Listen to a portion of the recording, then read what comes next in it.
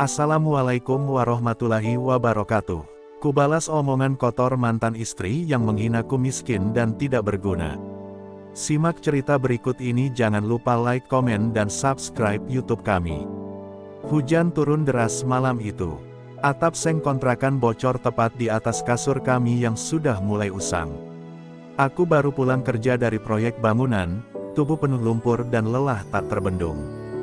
Tapi di hadapanku, Dina, istriku, berdiri dengan kedua tangan bersedekap dan wajah masam, seolah aku adalah makhluk paling menjijikkan di dunia ini. Belum sempat aku menaruh helm, suara kerasnya membelah malam yang sudah cukup suram. Reza, sampai kapan kamu mau hidup begini? Jadi laki-laki miskin, kerja kayak kuli, pulang cuma bawa capek. Aku terdiam, menatap matanya yang tak lagi menyimpan cinta. Dulu, ia adalah perempuan yang mau menemaniku makan nasi bungkus di pinggir jalan, tertawa walau cuma punya uang pas-pasan. Tapi kini, 3 tahun setelah menikah, ia berubah menjadi sosok asing yang lebih memilih kenyamanan dunia daripada kesetiaan cinta. Dan malam itu, ia tak berhenti. Aku nyesel nikah sama kamu, Reza. Hidupku hancur. Kau itu lelaki gagal, gak berguna, bahkan buat diri sendiri. Kata-katanya seperti palu godam menghantam dadaku. Tapi aku masih berusaha tenang, berusaha bicara dengan hati yang terluka. Dina, aku sedang berjuang. Semua ini sementara. Aku gak minta kamu kaya, aku cuma minta kau sabar sedikit. Namun ia malah tertawa sinis, menatapku dari atas ke bawah seolah aku benar-benar sampah. Sabar, 3 tahun aku sabar, tapi kamu tetap miskin. Bahkan buat beli sandal baru aja gak sanggup. Saat itu juga aku tahu, cinta kami mati bukan karena takdir, tapi karena keserakahan. Dina mulai membandingkanku dengan pria lain, pria yang katanya bisa memberinya kehidupan layak, mobil, perhiasan, dan gengsi. Dan di ujung pertengkaran itu, ia melempar cincin kawinnya ke wajahku sambil berkata dingin, aku mau cerai. Aku gak butuh suami kayak kamu. Aku butuh masa depan, bukan beban. Tanganku gemetar saat memungut cincin itu. Bukan karena kehilangan benda emasnya, tapi karena aku sadar, aku kehilangan perempuan yang pernah aku cintai sepenuh hati. Malam itu, ia pergi. Tanpa menoleh sedikit pun, hujan terus mengguyur tubuhku di ambang pintu, seperti langit ikut menangisi kepedihan yang tak bisa kuteriakan. Tapi di balik semua itu, satu hal mulai tumbuh di hatiku, tekad. Aku menatap ke langit yang muram, dan berbisik lirih, kalau miskin ini hinaanku, akan aku jadikan hinaan ini bahan bakar untuk berubah. Kau akan lihat, Dina, hari ini kau buang aku seperti sampah, tapi suatu hari nanti, aku akan berdiri di tempat yang lebih tinggi, dan kau akan menyesal. Hari-hari setelah kepergian Dina seperti mimpi buruk yang tak kunjung usai. Setiap sudut rumah menyimpan bayangan dirinya, dari gelas favoritnya yang masih tergantung di dapur, hingga sisa-sisa baju yang sengaja ia tinggalkan seolah mengejek keberadaanku. Tapi yang paling menyakitkan bukanlah kesepian itu, melainkan tatapan orang-orang sekitar. Mereka tahu, mereka mendengar, dan mereka membicarakan aku seperti lelaki gagal yang tak bisa mempertahankan rumah tangga karena kemiskinan. Satu malam, aku duduk sendirian di emperan toko, menatap lampu-lampu kota yang berpendar di jalanan basah. Aku ingat bagaimana dulu aku bermimpi membuka warung kopi kecil, tempat orang bisa datang bukan cuma untuk minum, tapi untuk merasa pulang. Tapi mimpi itu selalu kutunda, karena harus membayar listrik, sewa kontrakan, dan menabung untuk masa depan yang ternyata dikhianati. Di tengah gelap dan dingin itu, tangis jatuh tanpa suara. Bukan karena lemah, tapi karena aku terlalu lama pura-pura kuat. Keesokan paginya, aku menjual motor tua warisan ayahku. Dengan uang seadanya, aku beli termos besar, beberapa sachet kopi, gula, dan gelas plastik. Aku mulai keliling dari satu kantor ke kantor lain, menawarkan kopi buatan sendiri dengan senyum yang kugantung paksa di bibir.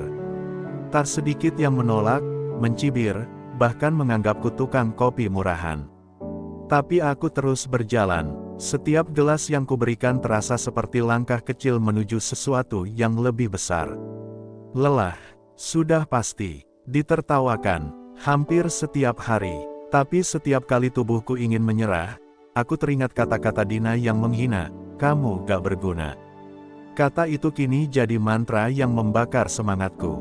Aku bersumpah, aku akan buat namaku dikenal bukan karena luka, tapi karena kerja keras. Karena bukan hartaku yang dia hina, tapi harga diriku sebagai laki-laki. Dan di balik setiap rasa sakit, aku mulai melihat secercah cahaya. 1 pelanggan tetap, 2 pelanggan setia. Lalu seorang pria parubaya menyarankan agar aku mulai menamai kopi racikanku sendiri. Ia berkata, "Reza Brew, namamu punya karakter. Bikin orang penasaran." Malam itu, untuk pertama kalinya setelah sekian lama, aku pulang dengan hati penuh harapan. Mungkin benar, dari reruntuhan ini, aku sedang membangun sesuatu yang tak pernah kubayangkan. 3 bulan pertama adalah neraka. Hujan turun tak kenal waktu, mengguyur termos kopiku hingga aroma racikanku nyaris tenggelam oleh air hujan.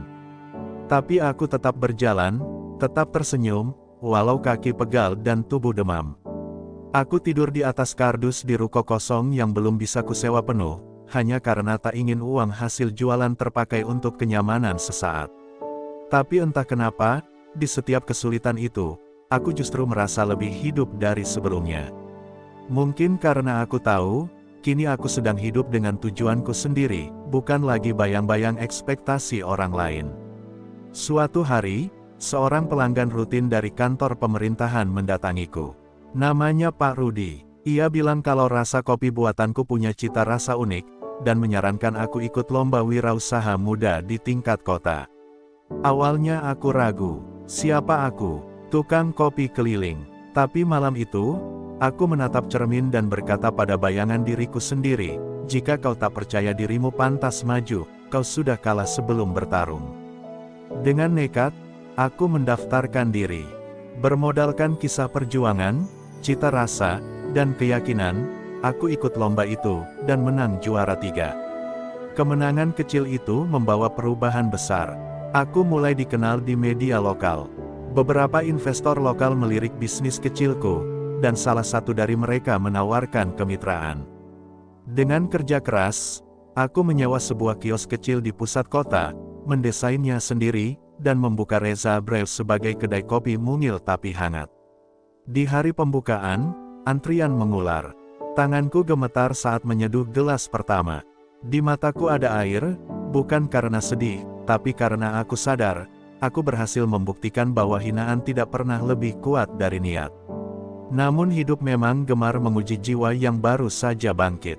Di suatu sore, saat kedai mulai ramai dan aku sibuk melayani pembeli, seorang wanita berdiri di luar kaca. Aku tak langsung mengenalinya, tapi saat pandangannya bertemu dengan mataku, jantungku berhenti sejenak. Itu, Dina, mantan istriku. Wajahnya tak lagi segar seperti dulu. Mata cekung, tubuh lebih kurus, dan sorot matanya kosong. Ia berdiri kaku, menatapku seperti hantu masa lalu yang datang menagih janji. Saat ia masuk ke dalam kedai, suasana seolah membeku. Dunia yang dulu menghancurkanku, kini datang dalam bentuk wanita yang pernah membuangku. Dan saat ia memanggil namaku dengan suara gemetar, hanya satu hal yang bisa kupastikan, pertemuan ini bukan kebetulan. Tuhan sedang menunjukkan siapa sebenarnya yang kalah, dan siapa yang bangkit dari kehancuran. Aku berdiri di balik meja kasir dengan tangan yang diam-diam gemetar. Dina duduk di sudut kedai. Di meja kayu dekat jendela, persis tempat pelanggan pertama dulu duduk. Senyumnya gugup, suaranya lirih. "Aku lihat namamu di berita, katanya ini usahamu." Aku hanya mengangguk pelan. Hati kecilku masih bergolak, antara luka yang belum sembuh dan keinginan untuk tetap tegar di hadapannya. Kupaksakan senyum, bukan untuk menyambutnya, tapi untuk menunjukkan bahwa aku sudah bukan Reza yang dulu. Ia mulai bicara banyak, seperti sedang membuka semua beban. Suaminya bangkrut besar karena penipuan, lalu pergi entah kemana. Rumah disita, tabungan habis. Kini Dina hidup menumpang pada kakaknya, membawa satu anak balita yang sering menangis di malam hari karena lapar. Ia tak menyebutkan penyesalan secara langsung, tapi setiap katanya dipenuhi dengan kesan bahwa hidupnya kini tak lebih baik dari saat bersamaku dulu. Ia tertunduk saat berkata, "Aku kira meninggalkanmu waktu itu adalah keputusan terbaik." Hatiku teriris, tapi tak lagi remuk. Justru yang kurasakan adalah kekuatan baru, karena untuk pertama kalinya aku tahu, aku tidak perlu membalas dendam dengan kemarahan. Cukup dengan keberhasilan. "Dulu kamu bilang aku nggak berguna," ucapku tenang sambil menuangkan kopi ke cangkirnya. "Tapi sekarang, justru dari kehancuran itu aku menemukan arti hidup. Dan semuanya dimulai saat kamu buang aku seperti sampah." Matanya mulai berkaca-kaca, ia tak berani menatapku lama. Di balik kata-katanya yang berputar-putar, jelas terlihat permintaan maaf yang tak terucap. Tapi aku tak lagi mencari pengakuan. Aku tak butuh dia mengakui kesalahannya. Aku hanya ingin menunjukkan bahwa Tuhan tidak tidur. Bahwa hinaan yang ia lontarkan dulu, justru menjadi akar dari pohon sukses yang kini mulai tumbuh kokoh. Kupandangi dia sekali lagi, dan berkata pelan, "Terima kasih, Din. Karena dari kamu, aku belajar menjadi laki-laki yang sebenarnya." Ia pamit dengan langkah berat, dan sebelum keluar, sempat menoleh sebentar. Mungkin berharap aku menahan, tapi aku hanya tersenyum tipis. Bukan untuk membuka pintu masa lalu, tapi untuk menutupnya dengan damai. Saat pintu kedai menutup kembali, aku menarik napas panjang. Aku tahu, ini bukan akhir kisahku. Tapi ini adalah penanda, bahwa luka yang dulu menghancurkan, kini telah berubah menjadi cahaya.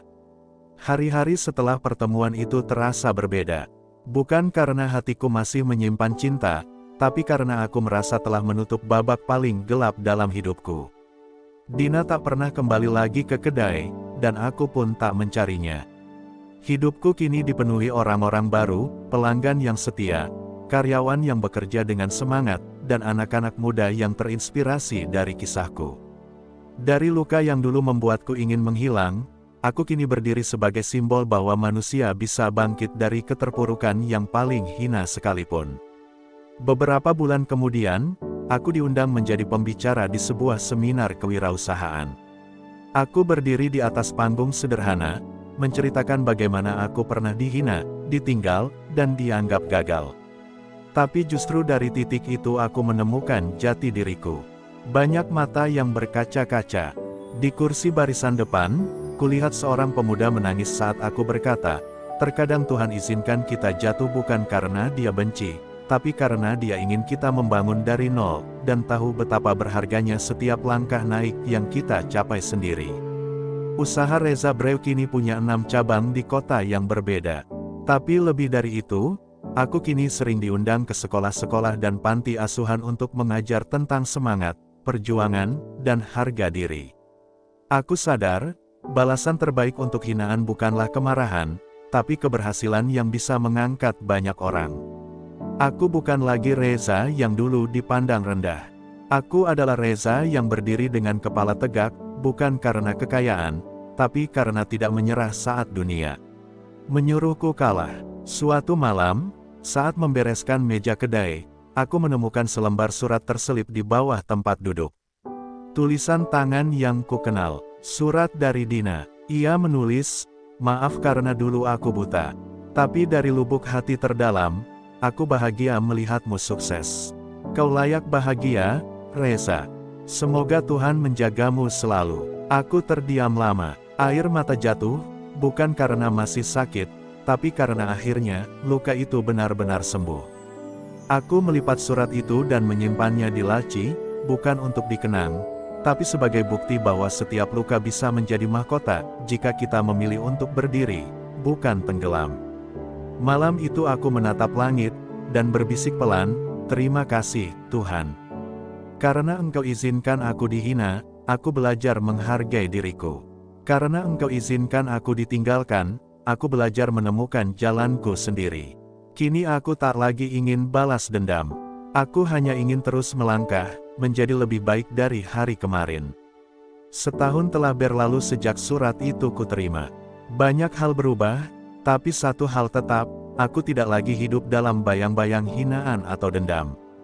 Kedai kopiku kini berdiri megah di pusat kota, berdampingan dengan gerai waralaba asing. Tapi setiap kali aku duduk di sudut pojok kedai dengan secangkir Reza Brew di tangan, aku selalu mengingat dari mana aku datang, sebuah kontrakan bocor, malam hujan, dan hati yang pernah dirobek oleh perempuan yang kini jadi bagian dari masa lalu. Di suatu sore, seorang wanita parubaya menghampiriku saat aku tengah memberi pelatihan pada anak-anak muda putus sekolah. Ia memperkenalkan dirinya sebagai ibunda dari Dina. "Nak Reza," katanya sambil menggenggam tanganku erat. "Maafkan anak saya." Ia menyesal, tapi dia terlalu malu untuk kembali. "Terima kasih karena kau tak membalas keburukannya dengan kebencian." Air mata beliau jatuh, dan entah kenapa, rasanya lebih menyentuh dari apapun yang pernah Dina ucapkan. Aku memeluknya. "Saya sudah memaafkan, Bu. Lama sekali. Tuhan yang ganti semua lukanya." Malam itu, di ruang kedai yang remang dan hangat, aku duduk sendiri menatap para pelanggan tersenyum, bersenda gurau, dan menikmati hasil dari rasa yang dulu kubentuk di tengah hujan dan air mata.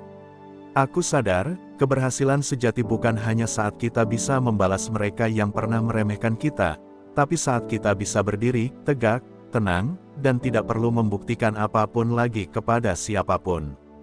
Bukan karena kita sombong, tapi karena kita tahu siapa kita, dan siapa Tuhan kita. Kini, hidupku bukan tentang membalas, tapi tentang memberi. Aku membuka program beasiswa kecil untuk anak-anak dari keluarga tak mampu, mengajarkan mereka cara berdagang, cara percaya pada diri sendiri.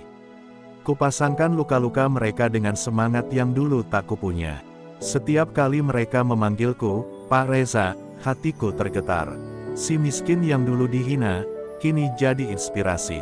Dan aku tahu, aku sudah menang. Tapi bukan atas orang lain, aku menang atas diriku sendiri. Di akhir malam, saat semua lampu kedai mulai padam dan kota mulai sunyi, aku menulis satu kalimat di dinding belakang dapur, tempat pertama kali aku menyeduh kopi dengan tangan gemetar.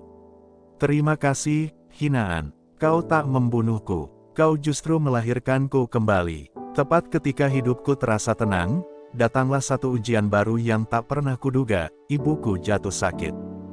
Vonis dokter, gagal ginjal kronis. Biaya pengobatan tidak kecil, dan waktu ibarat bom yang terus berdetak.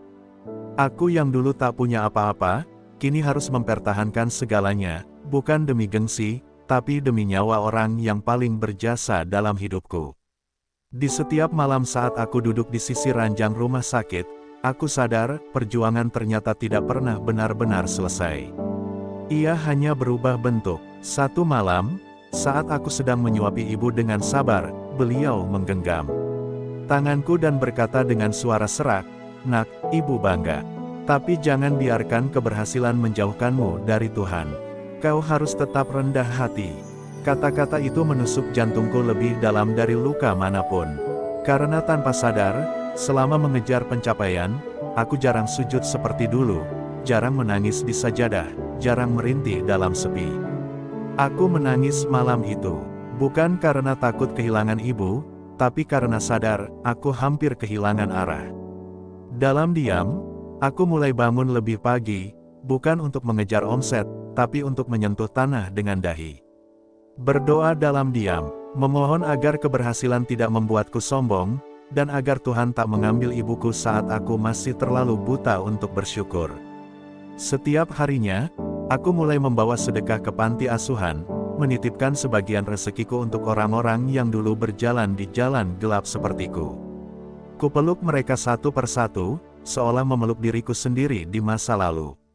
Lalu sebuah momen terjadi. Di tengah acara sosial yang kuadakan di salah satu cabang Reza Brew, seseorang dari pemerintah datang dan menyampaikan bahwa aku terpilih sebagai salah satu tokoh inspiratif tahun ini. Nama dan wajahku akan muncul di TV nasional. Tapi ketika semua orang bertepuk tangan, aku justru termenung. Karena aku tahu, kehormatan itu bukan milikku sendiri, itu milik ibu yang mengajariku sabar, milik Tuhan yang membiarkanku jatuh, dan bahkan, milik Dina, yang pernah menghancurkanku hingga aku bangkit lebih kuat dari sebelumnya. Malam itu, di kamar rumah sakit yang sunyi, aku duduk di samping ibu sambil memegang tangannya. Matanya mulai redup, tapi senyumnya masih hangat. "Kau sudah jadi lelaki sejati, Reza," itu kata terakhirnya sebelum beliau mengembuskan napas terakhir. Aku menangis seperti anak kecil. Tapi kali ini, air mataku bukan karena kehilangan, tapi karena penuh. Penuh oleh semua hal yang dulu kosong. Penuh oleh bukti bahwa luka, hinaan, kehilangan, semuanya bagian dari rencana Tuhan yang indah bila kita sabar menunggu akhirnya. 7 hari setelah kepergian ibu, kedai-kedaiku tetap buka seperti biasa, pegawai tetap melayani pelanggan, bahkan pesan masuk dari media terus berdatangan. Tapi aku sendiri, kosong. Aku datang ke kantor pusat Reza Brew hanya untuk duduk di sudut ruangan, menatap cermin tanpa tahu siapa yang kulihat. Di puncak keberhasilanku, justru aku merasakan kehampaan yang menyesakkan. Tidak ada senyuman yang bisa menyembuhkan luka kehilangan seorang ibu. Tidak ada tepuk tangan yang bisa menggantikan pelukan terakhir yang tak sempat kubalas. Setiap malam aku terbangun dengan napas terengah, memanggil, "Bu," meski tahu jawabannya takkan pernah datang. Aku pergi ke masjid kecil dekat rumah, duduk di barisan saf paling belakang. Di sana aku menangis seperti dulu, seperti saat aku ditinggalkan Dina. Tapi tangis kali ini lebih dalam, karena aku menangisi seseorang yang mencintaiku tanpa syarat, bahkan ketika dunia menganggapku tak berarti. Dan di sujud terakhir malam itu, aku berkata, "Ya Allah, ambil saja semua yang Kau beri, asal jangan ambil arah hidupku." Aku lelah tersesat. Di tengah kesedihan itu, Tuhan mengirimkan cahaya yang tak terduga. Seorang anak muda yang dulu pernah kubantu membuka gerobak kopi datang menemuiku. Ia berkata, "Bang Reza, banyak dari kami yang tetap bertahan karena tahu abang pernah dihina, pernah jatuh, tapi gak pernah menyerah. Kalau abang berhenti sekarang, kami juga berhenti." Kata-kata itu menghantam seperti palu. Aku lupa bahwa perjuanganku bukan lagi milikku sendiri, tapi sudah menjadi lentera bagi banyak orang yang pernah merasa gelap. Akhirnya aku kembali berdiri, bukan karena rasa sudah tak sakit, tapi karena aku tak bisa membiarkan rasa sakit membuatku berhenti. Aku mulai menulis buku kecil berjudul, "Luka yang Menyeduhkan Rasa, Kisah." Perjalananku dari seorang yang dihina menjadi inspirasi. Buku itu kubagikan gratis ke komunitas anak muda, sekolah, dan panti asuhan. Tak lama setelah itu, beberapa stasiun televisi besar menayangkan kisah hidupku. Banyak yang menulis di kolom komentar, "Saya bangkit karena kisahmu, Bang Reza." Malam-malam berikutnya masih sepi. Tapi di kesepian itu, aku belajar satu hal penting, kadang Tuhan tidak ingin kita punya segalanya, karena Dia hanya ingin kita tahu siapa yang benar-benar kita butuhkan. Dan saat aku menutup buku harianku malam itu, aku menulis dengan tinta terakhir. Aku bukan lelaki yang sempurna, tapi aku lelaki yang tidak lari dari luka. Dan itu cukup. 3 bulan setelah ibuku pergi, hidup mulai menata dirinya sendiri kembali. Aku tak lagi menangis setiap malam, meski masih sering termenung memeluk sunyi. Di tengah hari-hari yang kembali sibuk, Tuhan mempertemukanku dengan sosok yang tak kusangka, Alia, seorang guru sukarelawan yang sering datang ke acara sosial yang kuadakan. Ia tak tahu siapa aku saat pertama kali kami berbicara. Dan mungkin, itulah mengapa untuk pertama kalinya aku merasa benar-benar dilihat, bukan karena kisah suksesku, tapi karena caraku mendengarkan, dan menyeduh kopi dengan hati. Alia punya luka juga. Ayahnya meninggal saat ia masih sekolah, dan ibunya membesarkannya sambil menjual gorengan di pinggir jalan. Tapi tak ada keluh di wajahnya. Justru setiap kata-katanya meneduhkan, seperti hujan yang turun pelan-pelan ke tanah yang retak. Kami sering berbicara sepulang kegiatan sosial, bertukar cerita di kedai saat semua lampu sudah dipadamkan. Tanpa sadar, malam-malam sepi yang dulu begitu sunyi, kini mulai terisi kembali, bukan oleh tawa, tapi oleh kehadiran yang tulus. Suatu malam, saat kami duduk di bangku kayu kedai sambil menyeruput kopi hangat, Alia bertanya, apa kamu masih menunggu seseorang dari masa lalumu? Aku terdiam lama, lalu dengan senyum lirih aku menjawab, tidak. Aku tidak menunggu siapa-siapa lagi. Karena aku tahu, orang yang mencintaiku tidak akan pernah membiarkanku berjalan sendirian, apalagi di tengah luka. Alia tidak menjawab, tapi malam itu, ia menggenggam tanganku untuk pertama kalinya. Dan dalam genggaman itu, aku tahu, aku tak lagi sendiri. Hari-hari berikutnya, Alia jadi bagian dari program sosial Reza Breu. Ia mengajar anak-anak jalanan membaca dan berhitung, sementara aku melatih mereka berdagang kecil-kecilan. Di antara aktivitas itu, aku mulai merasa, mungkin cinta bukan selalu tentang api yang membakar, seperti dulu bersama Dina. Tapi bisa juga tentang pelita kecil yang setia menyala, bahkan di saat angin datang mengguncang. Cinta yang tak menghina kekurangan, tak pergi saat susah, dan tak menuntut jadi sempurna.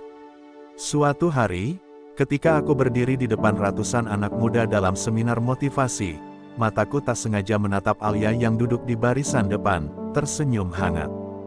Dan di sanalah aku tahu, Tuhan tak pernah meninggalkan kita di dalam luka selamanya. Kadang, Dia hanya ingin kita belajar bahwa cinta yang datang terlambat, seringkali adalah cinta yang paling tepat. Langit malam itu menjadi saksi bisu dari seluruh perjalanan panjangku. Dari titik terendah, saat aku hanya seorang lelaki yang dihina, ditinggalkan, dianggap tak layak bahkan untuk dicintai, hingga kini, saat aku berdiri sebagai seseorang yang bukan hanya dihargai, tapi juga menjadi harapan bagi banyak jiwa. Aku sadar, keberhasilan ini bukan semata karena usahaku, tapi karena luka-luka itu, yang ternyata menjadi jembatan antara aku dan takdirku yang sejati. Dina, mantan istriku, telah pergi membawa kisahnya sendiri. Aku tak lagi membencinya, tidak juga mengharapkannya kembali, karena kini aku tahu, kebencian hanya akan membuatku tetap tinggal di masa lalu.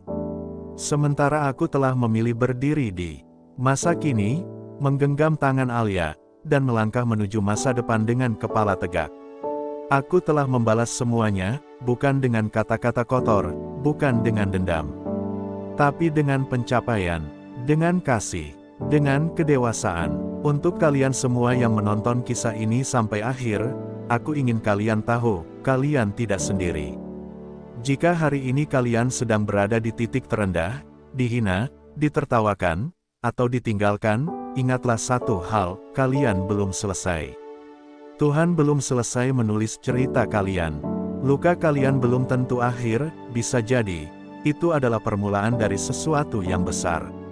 Terima kasih sudah menemani Reza dalam setiap babak kehidupannya. Terima kasih sudah menyimak dengan hati, bukan hanya dengan mata.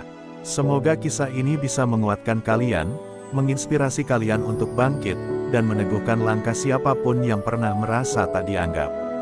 Jangan pernah menyerah, karena mereka yang meremehkanmu hari ini, bisa jadi akan bertepuk tangan untukmu esok hari. Ya Allah, untuk setiap hati yang sedang patah, beri mereka kekuatan untuk bangkit. Untuk setiap jiwa yang merasa sendiri, hadirkanlah pelitamu. Dan untuk setiap penonton yang mendengar kisah ini dengan mata basah, jadikanlah mereka pribadi yang kuat, sabar, dan penuh kasih. Amin. Terima kasih sudah menonton video ini. Jangan lupa like, komen, dan subscribe channel ini untuk kisah-kisah inspiratif lainnya. Sampai jumpa di cerita berikutnya, dan ingat, Tuhan tak pernah tidur.